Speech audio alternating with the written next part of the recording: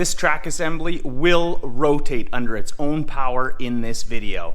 I know it's a tall task, but that's my goal.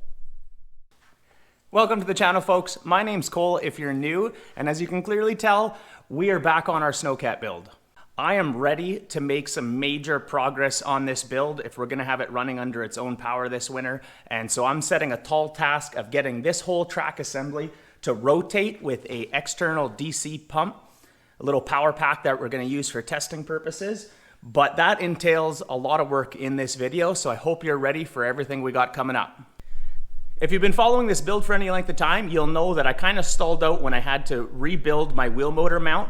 Changes happened in the project, I didn't account for the changes, and we no longer had enough clearance for the tracks to rotate.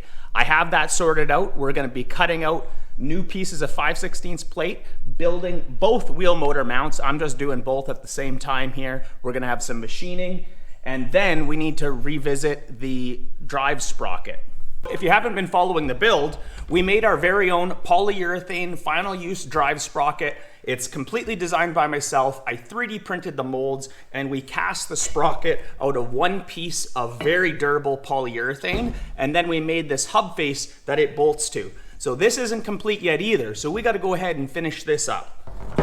One of the jobs on this is extending the shaft that goes onto the wheel motor because we need to space it away from it a little further. So we got some boring, machining, cutting keyways, and then we need to make the plates that's gonna retain the sprocket on the faceplate. These are the wheel motors we're using. They're a very large displacement, high torque, direct drive wheel motor. They have taper wheel bearings inside, so they can take a huge side load on the shaft. So it's gonna be perfect for our setup here. This was a quick mock-up mount to find the new placement of the wheel motor, just out of some 3/16 plate. So I redrew this up. We're gonna cut it out of much thicker plate, get these built, get it mounted, plumb up that external DC hydraulic pump, finally join the track together, which we have never done yet, and try tensioning the system, jacking up the vehicle, and rotating a track. So a quick disclaimer, me being a northern boy, it is brutally hot and humid out here right now, so all of this is gonna get pretty sweaty, and I apologize for that right now. Okay, first things first, let's get that CNC plasma table running and get some parts cut out, and then we're gonna get right into welding and fabricating.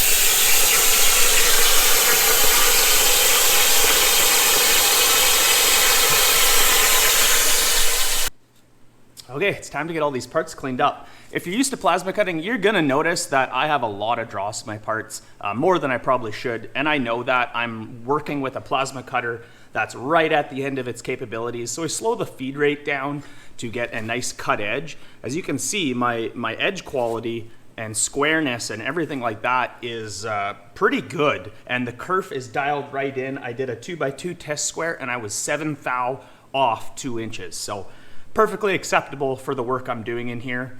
And also my compressed air is quite wet. I don't have any kind of air dryer. So all those little issues together just kind of lead to dross, and it comes off super easy. So I just haven't felt like upgrading anything yet because there's always something to buy, right?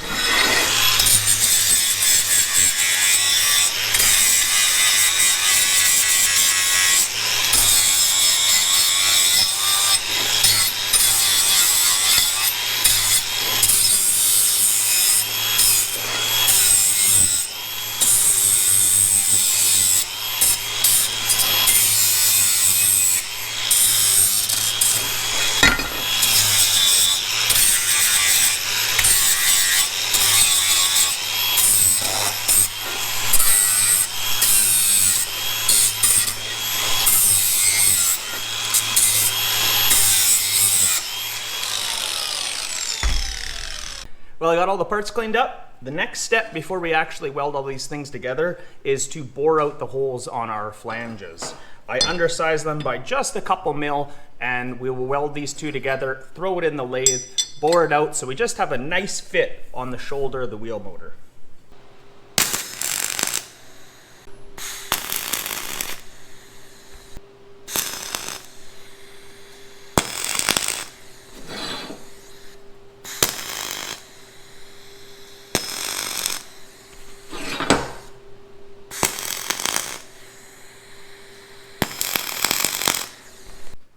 I got the 4-jaw chuck all set up on the lathe. Let's clamp this thing down.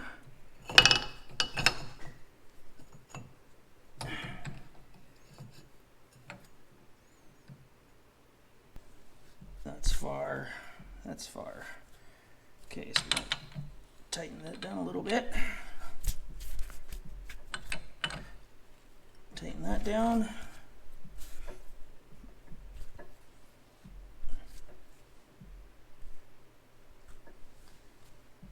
Fixed my setup there. Some of you probably caught that off the get-go. I put some 1, 2, 3 blocks in behind to stand it off and get it dialed in.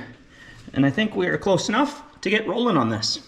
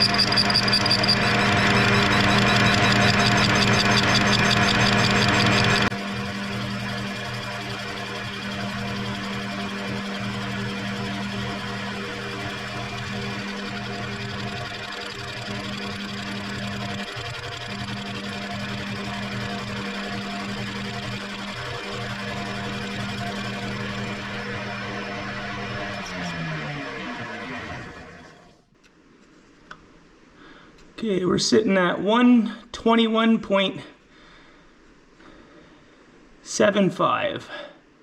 121.75 mil, and we need to shoot for 125.5.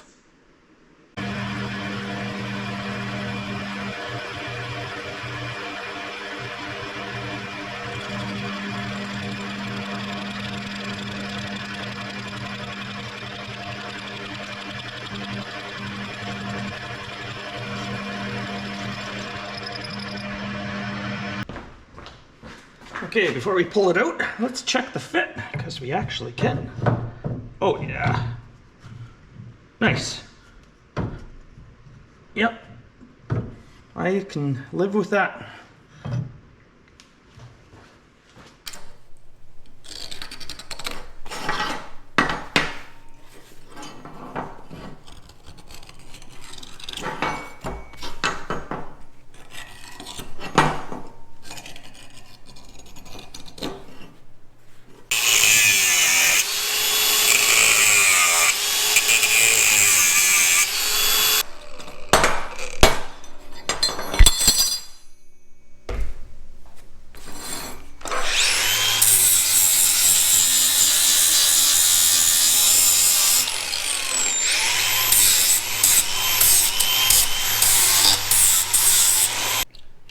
My transfer punch won't fit down in there. That's okay.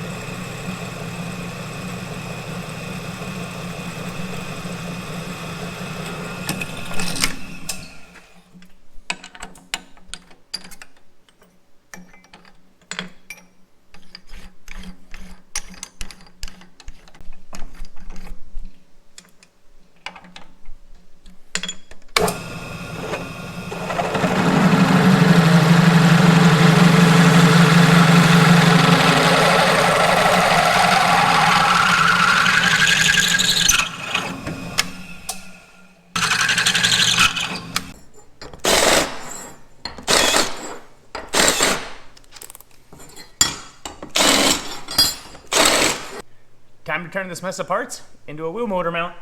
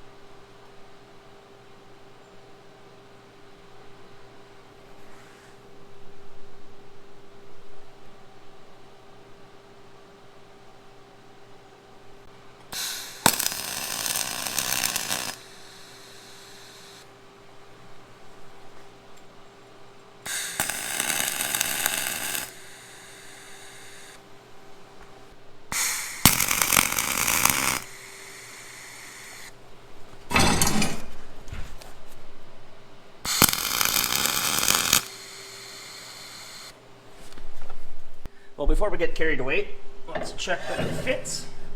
Oh yeah, that'll work out perfect. I've had lots of people comment about steel and aluminum and the galvanic corrosion, and they're not wrong. However, there's more than just the two metals touching. You need an electrolyte, and water isn't the greatest electrolyte. You generally need like a road salt or something else in the mix to help that reaction between metals. But what they also don't seem to get is that something as simple as a layer of paint or a heavy grease between the materials will completely stop that reaction from happening. So I don't have a lot of concerns about steel to aluminum and corrosion happening. There's just a little bit more to it than some comments, seem to lead you to believe.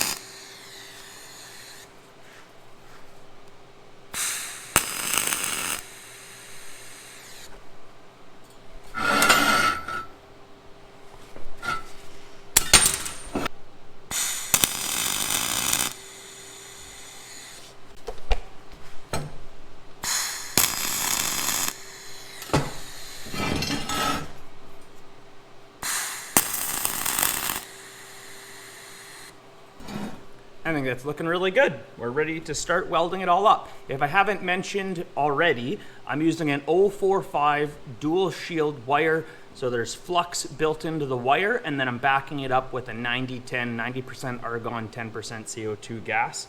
And it gives a little bit of scale, but this stuff goes in wonderfully. I've been using it. I've been running a lot of it building those house lift beams for our house lift, and I'm a big fan of this wire. So it's what we're going to use here.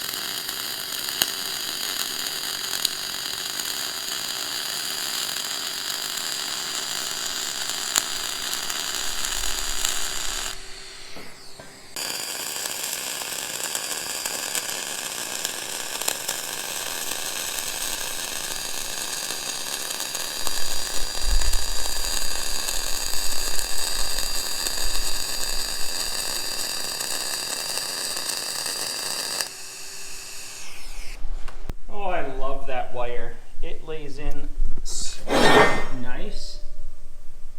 The odd little inclusion I had to touch up.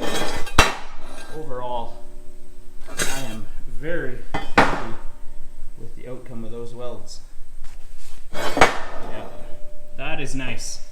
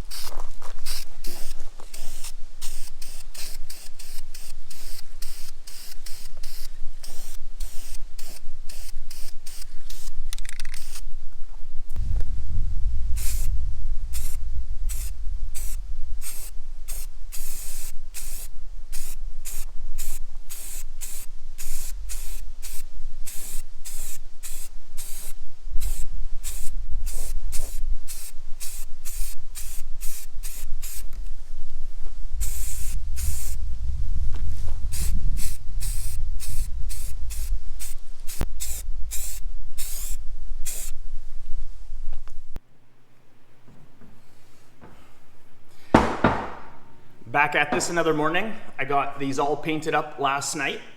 They look really good. I'm actually happier with these than the originals. So now that we can get those motors mounted, we need to change our focus over to the sprocket here. And we had made up this faceplate and cast the sprocket, but we never did finish this because I sort of wanted to wait. We need to cut out a retaining ring around here, act like a big washer, and then there's going to be 16 1/4-inch bolts that sandwich this down and connect it all together. So all the holes have to get drilled and the faceplate needs to get drilled and tapped. I'm going to CNC cut some templates and then we can transfer the holes, drill it all together, and then the actual segments are just going to be 1/4 segments just to make it easier and less waste on the actual material cutting it out on the table. So once we have all that secured, really the last thing I think we need to tackle in this is extending this. I wanted to cut it off and redo it, but a viewer left me a good comment about just making an extension and having it sleeve over, welded up. It may not be perfect. I definitely won't do that on the next side, but it should work just fine, and it's gonna get us testing like I want to. That seems easier than cutting all this out and recentering everything and boring and doing all that. But I do want to ask you guys a question. Obviously I have all the videos of making the hub, casting the sprockets, doing all that stuff, and I've only done the one side because I wanted to prove it. I don't want to waste material. All this stuff is fairly expensive. It's always a few $100s here and there. Would you like to see another video, maybe a slightly condensed version of doing all that again with the other side?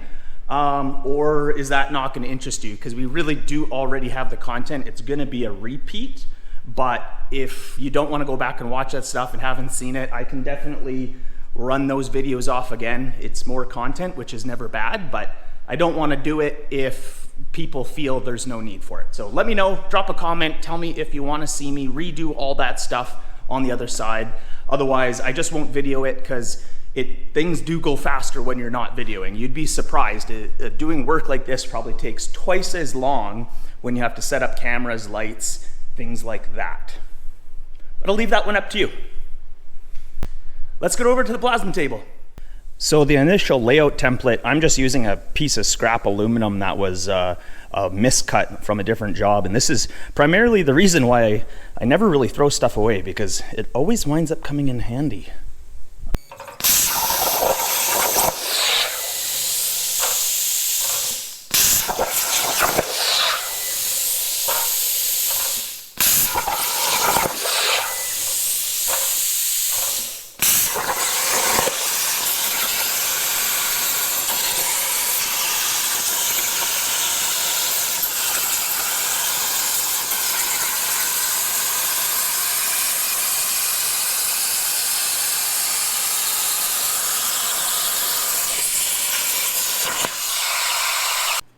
I've got the backing plates all cleaned up. This was our aluminum template. This is our aluminum template here. Don't worry about one extra hole in here. That was just in the part already. That's gonna go on there. We'll clamp it, drill the holes, rotate it a quarter, line the holes up, drill the rest. We'll do that all the way around. I'm gonna drill and tap the holes in here with the drill press. And I have a new tool I have not used in this shop yet, and it's a bit of an indexing head. My plan is we'll mount that on the drill press. We'll put that in there, and then we can just rotate it either with the actual indexing head or just loosen the chuck off a little and drill it all around. And drill it all the way around. This is not a perfect setup. This is not high precision. If I had a better mill, you know, you could lay out a circular layout and hit the points bang on. But we do have a CNC template that's gonna get us close. And I'm pretty confident it'll be just fine. But I'm just working with what I have in the shop. I'm excited to test this out. Just gonna use a transfer punch. We're just gonna use a transfer punch here.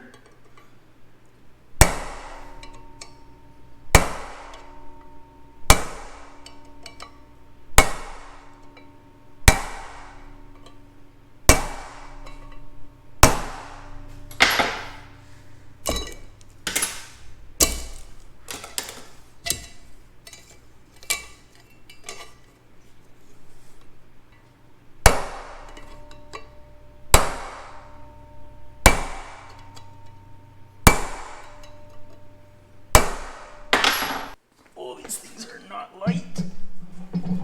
Something like that, eh?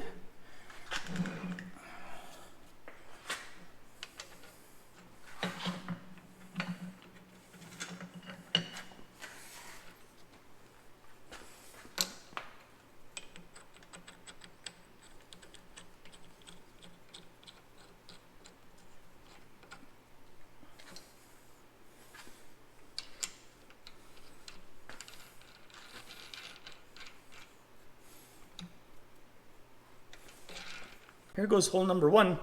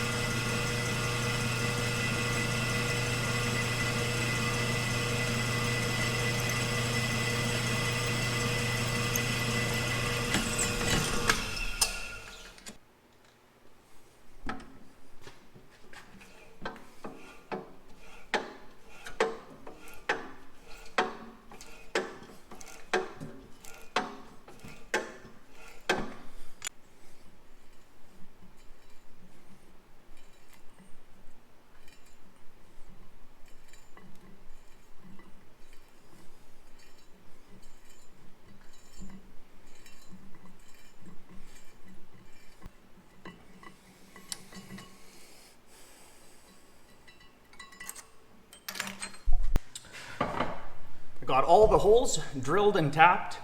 I ended up cheating and using the drill and just power tapping them very carefully. I think it'd be just fine.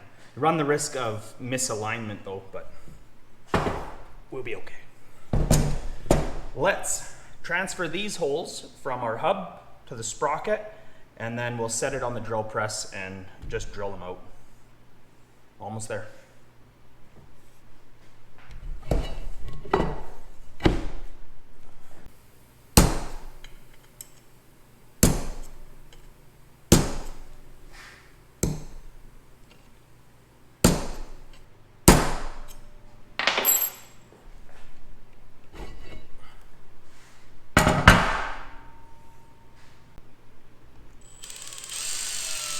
I'm not going to freehand drill this because it just is going to never line up on the other side.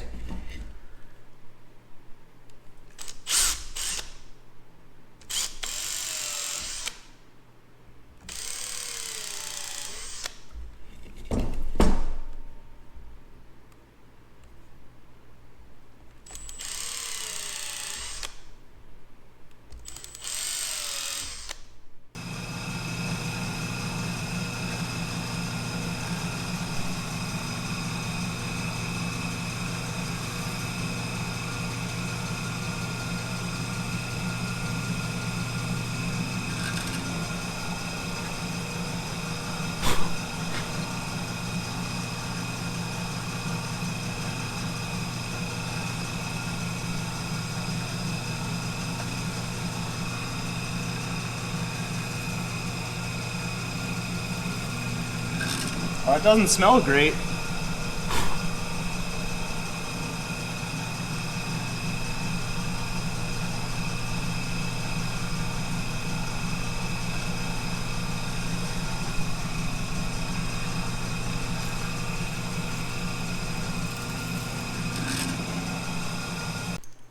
Well, it's not perfect, but it's pretty good.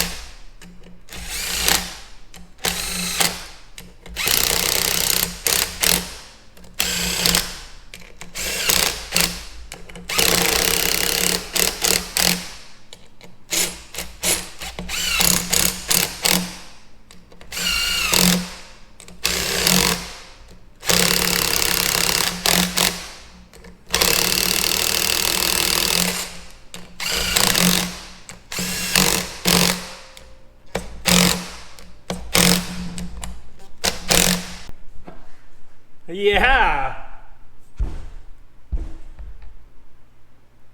Yes! I am happy with how that is. It's all got to come apart and get painted and cleaned up and things like that. And then I'll put washers under those bolts too. I just don't have enough 1/4-inch washers right now, apparently. I think that's going to work out good. Hopefully. Otherwise, it'll be on to plan B for sprockets. Well, it's time to fit up a wheel motor so that we can measure some distances for that little extension we got to put on the sprocket hub.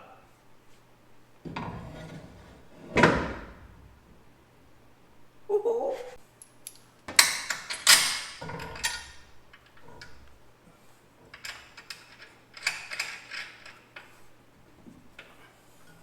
I'm just going to start with it all the way against the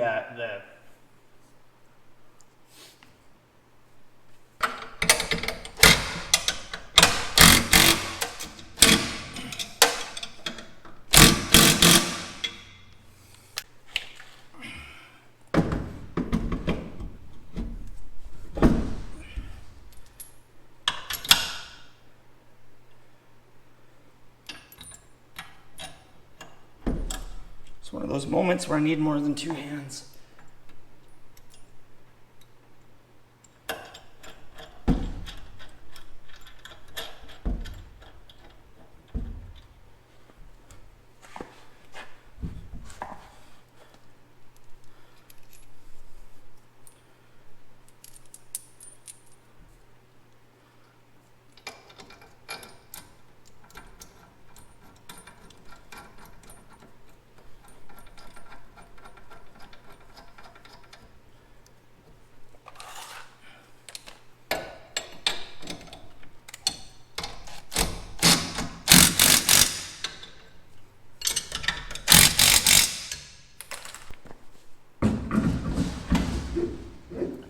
Oh yeah, how awesome does that look?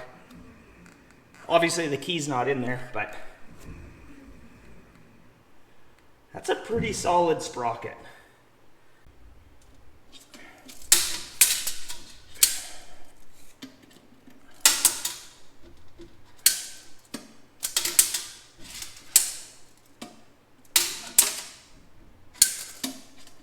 $12 3/4 to center. Ooh, that's sticking out a long ways.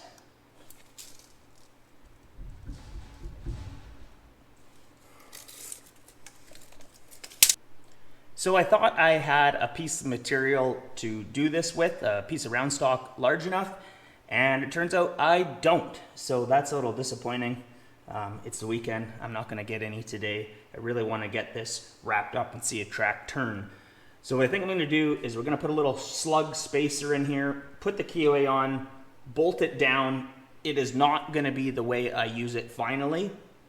And I'm gonna order a proper piece of stock for both sides. And since I'm doing that, we're gonna just fix this side properly. Put the key on.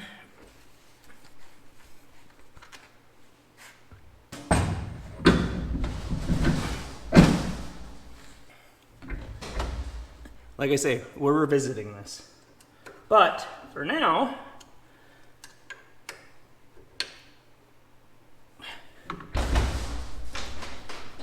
that's on the machine.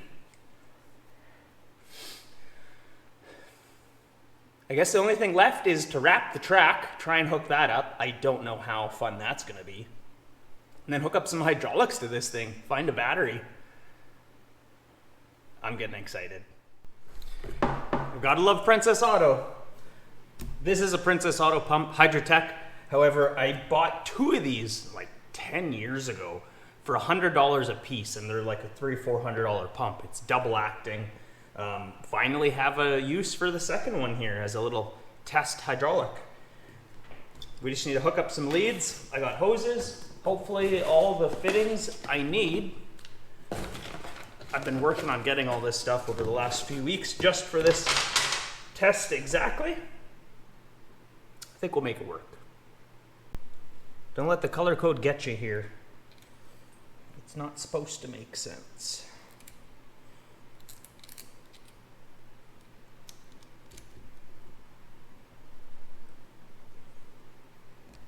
Okay, what basically happens is we send 12 volts power to our up-down switch. I use this in my mini K-truck for the dump box. And then that power comes back on the starting solenoid to pick up the motor and then raise lower. So this just needs to go to hot.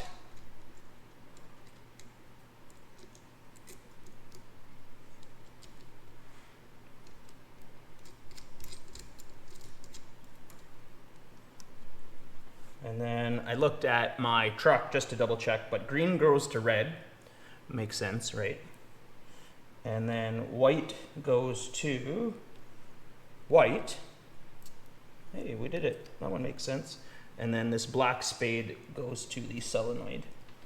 And we'll tighten those down, but that's basically all there is to it. Let's hook up some hydraulic. These are O-ring Boss fittings to a 1/2 inch JIC.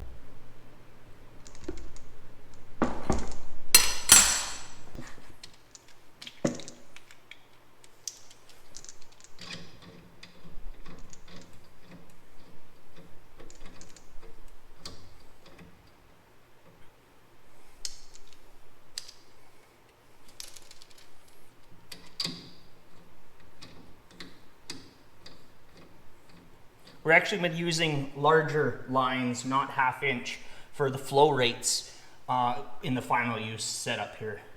These are just for test.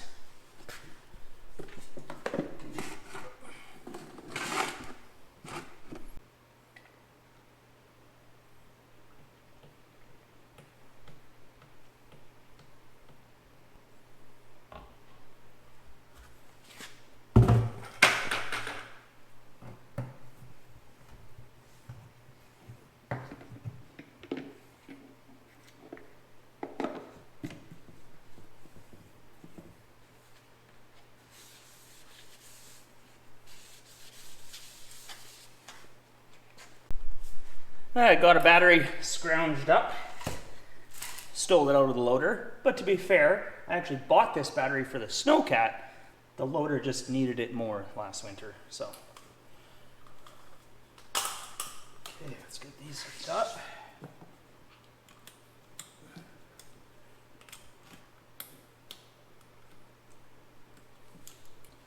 Okay, moment of truth. It's gonna have to prime the system here a little bit, but let's see what this does.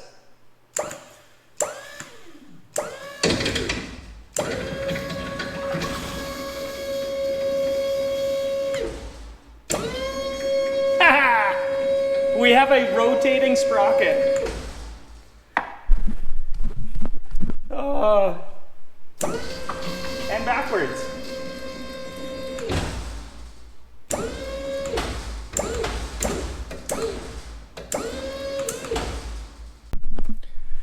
That might not seem like a big thing to you, but that's huge. That's like another milestone. Let's get this track wrapped up together, the vehicle jacked up, and spin a track. I mean, I know I have an extremely long road ahead of me, but that's awesome. Yes. I'm gonna air down the front tire, allow us to get the track a little tighter. We'll join it up. And we do have adjustment in the back mount. I just haven't really talked about it yet.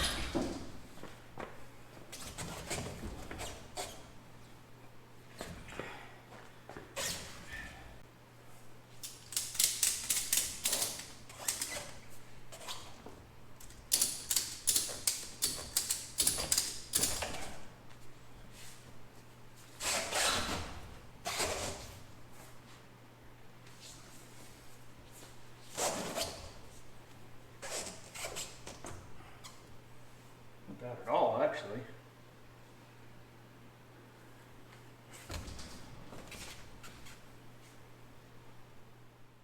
Build a Snowcat, I say. It'll be fun. Oh, holy crap.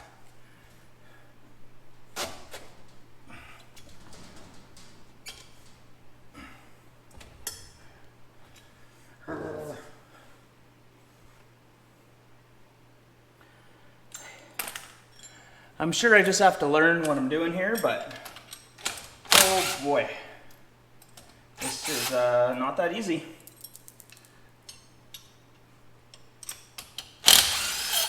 Having bought tracks feels like a good idea. I kind of knew that's how this would be, but not quite to this extent.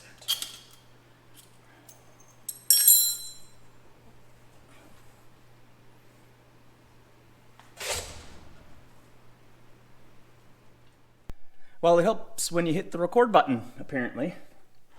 I just got the track together. It's another day. I had to stop. I hurt my ankle real bad the other day I was working on this, and I've been off it for a good portion of a week here.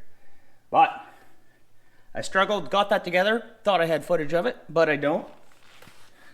But here you go, the first look at a complete track. We just need to air up the tires and jack the rig up.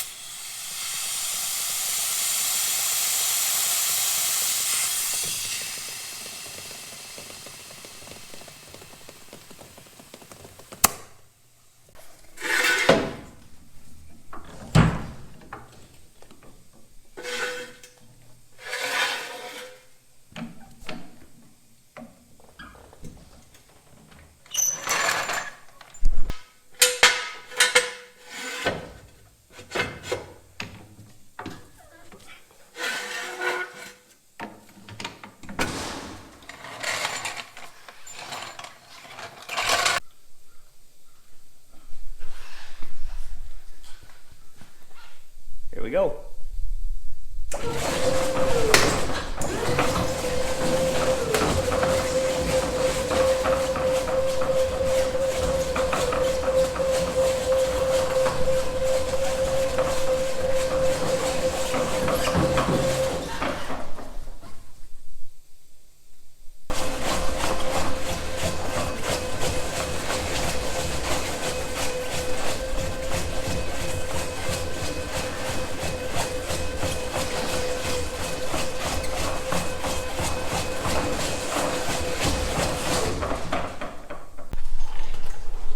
Alrighty, well, that was actually a pretty successful test.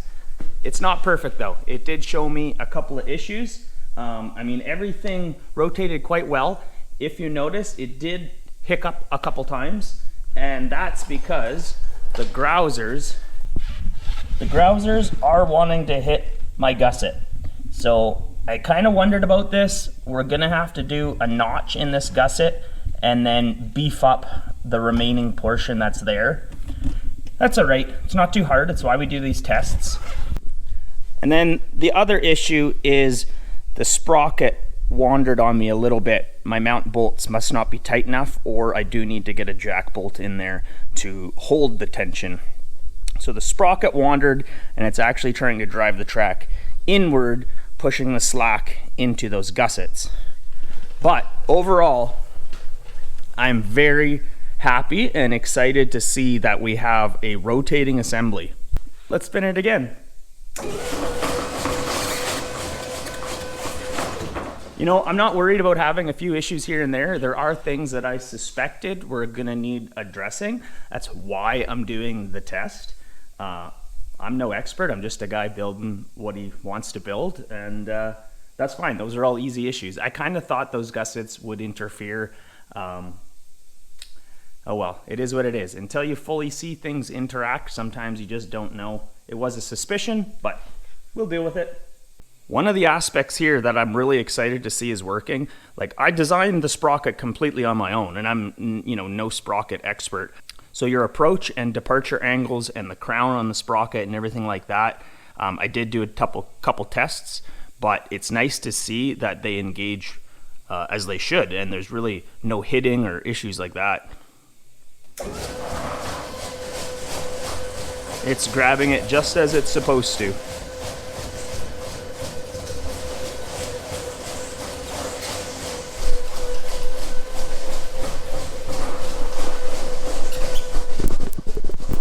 And just a little hitting down there.